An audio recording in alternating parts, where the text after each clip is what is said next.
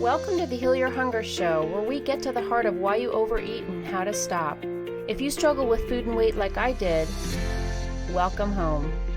Welcome everybody to the Heal Your Hunger Show. So happy to have you here. It is a great day to be alive, and I am beyond excited about today's podcast and guest, my former husband, my former mentor, my former sweetheart, friend, soulmate, teacher, whatever you want to call him.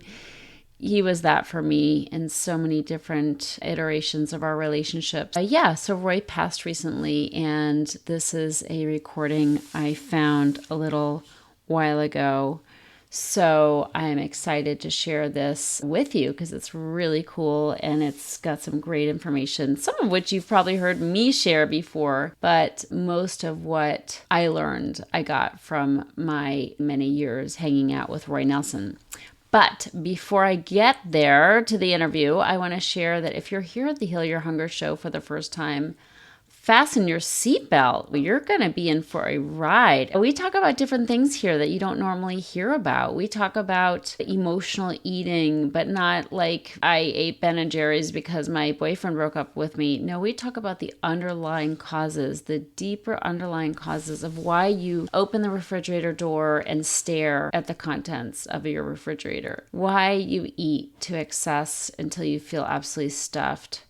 Why, even though you've studied nutrition and you've read health books galore, why you continue to stop at 7-Eleven and get crap food or just go overboard on healthy food, on cashews and kale chips.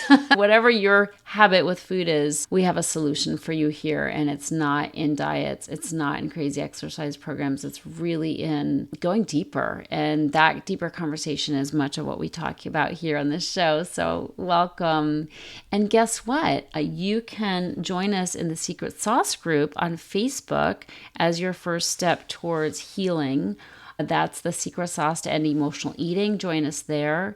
And definitely take the quiz on my website to find out if you're an emotional eater or a food addict or somewhere in between. It's a free quiz, but start there because you're going to get a personalized score and then suggestions on what right next steps you can take. And lastly, check me out on Instagram, Tricia Nelson _ at the end of Nelson, Tricia Nelson _ to check out my awesome videos, some really fun video that my partner takes of us cooking and our travels and just fun that we have together on our journey of living life free from emotional eating. He's not an emotional eater, but I'm living free and I want to show you what that looks like. So definitely check out my IG channel. All right, on with the show. I'm so excited to introduce you to Roy Nelson, who's responsible for my healing journey, most of what I share with my clients now on how to heal from emotional eating, food addiction, binge eating. I interviewed Roy over 10 years ago, and this is from that interview. That's the whole thing about cravings. We think that we take whatever it is we're craving, we think the craving is going to go away, but we don't realize is that to feed a craving just creates more craving. It creates more and more because there's no such thing as enough. When you're feeding a craving, when you're feeding an obsession, when you're feeding a craving, there's no such thing as enough, whatever it is.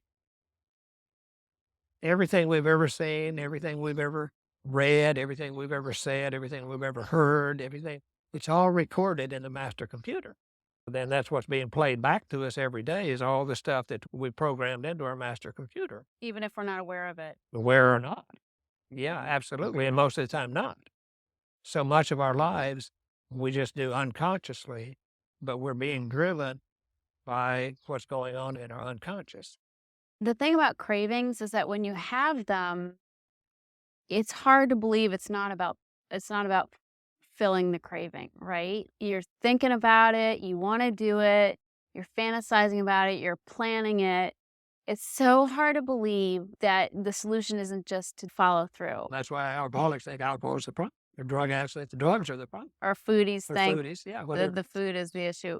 So if somebody's having cravings, is that pretty much an indication that they've got underlying emotional stuff to deal with? If we're having cravings, we obviously have underlying pain. I mean, that's what, when you're having cravings, you're craving a painkiller. And there's in many ways, many different things we use to kill pain, to shopping and spending and purchasing and working and eating and drinking and using drugs and smoking and sex and the pursuit of such and all of the above. There's so many things that we use to try to outrun that pain, if you will. So as long as I had the pain, I was going to have the painkillers. As long as I was unhappy in my existence, I was going to have escape. And as long as I had the guilt, I was going to have the punishment. Why do we need a painkiller? What's the pain? The pain, it invariably is unaddressed feelings. It's like you bury feelings. When you bury feelings, when you swallow your feelings, when you get your feelings hurt and you don't address it, you bury it. You bury it in your subconscious. And invariably, it's reinforced every time you think of that person or every time you think of what they did to you, you feel it again. And it's literally the origin of the word resentment is literally to feel again. The real heartbreak is when you get what you thought you wanted, right? Because if I hadn't got it, if I hadn't gotten her, or if I hadn't gotten it, I could have said, I would have been happy if I'd gotten her, or I would have been happy if I'd gotten that, or for this or that. But problem is, when you get her and you get that, and you're still unhappy, you realize you're unhappy with yourself. And so then you have to have an escape. And that's what really is. That's another aspect of the addiction is the escape. It's a terrible thing, guilt. But the nice thing is, because I have experienced so much guilt and remorse, there's really not anything anyone couldn't talk to me about and that I wouldn't totally understand. And there's nothing anyone could share with me about themselves that would cause me to feel anything but closer and more loving toward them, because it's a terrible thing to be alone. I had plenty of people around me, but I was completely alone in the world because I couldn't talk to anybody about what's going on in my heart and deep inside of me. And this is what we're about, is helping people feel safe enough to face those things and to bring them out into the open. And when you do that, face them and you deal with them, you lose their power.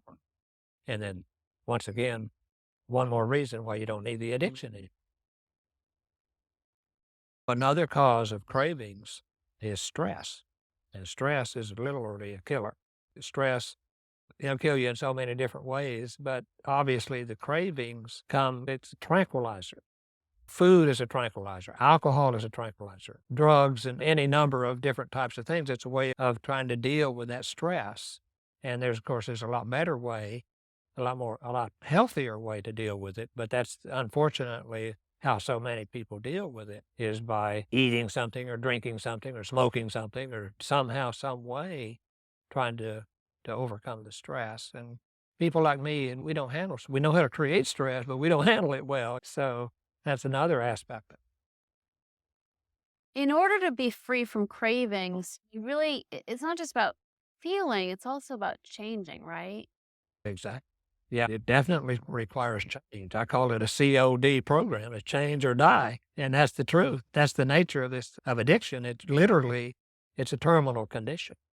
And left untreated, it always gets worse. And that's my experience. It always gets worse. If a person gets to a place where they feel safe, to where they can face themselves, their lives, the people and the circumstances in their lives, honestly, it'll be obvious to a person what they need to change. So it's not like anybody's going to make them change something they don't think they need to change. It's going to be obvious to the individual what they need to change. That really is what the Nelson method is about, is helping us to face our guilt, the things that we feel guilty about, whether we're right. Many times I felt guilty about things I shouldn't be feeling guilty about, and I didn't feel guilty about things I should have been feeling guilty about. That's why you can't do it alone. You can't face it, because I didn't have the discerning capability to understand the difference between what I should have been feeling guilty about and what I shouldn't have been feeling guilty about. So in any case, we have to bring it all out into the open. We face it all. We face all of it. The guilt, we face the painkiller, we face the pain, we face the guilt, we face all of it. And it can all be addressed. We face it, embrace it, and erase it. With each person, whoever is out there listening to us, the problem is within. And the solution is within. And this is a wonderful thing about having someone to talk to who understands and cares.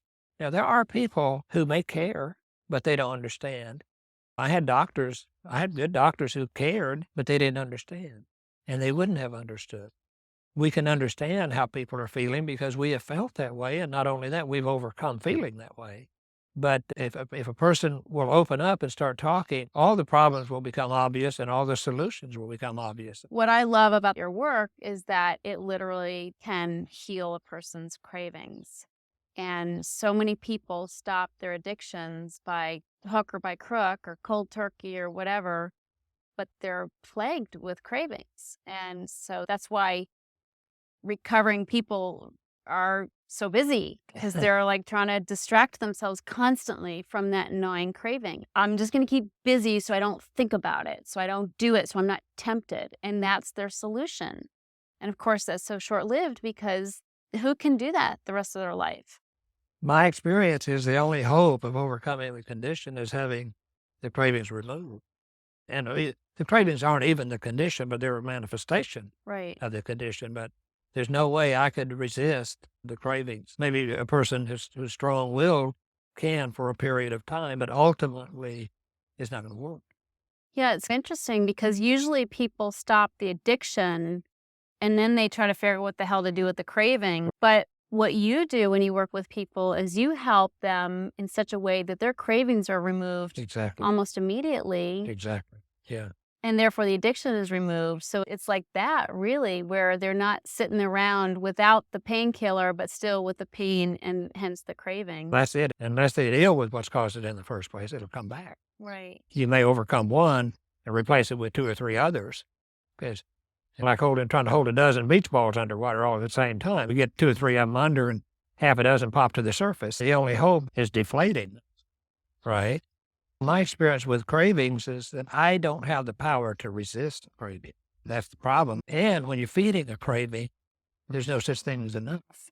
My only hope is to have the cravings removed. If you enjoyed this podcast and want to get free support, insider health info, exclusive invites to events, and more, visit healyourhunger.com.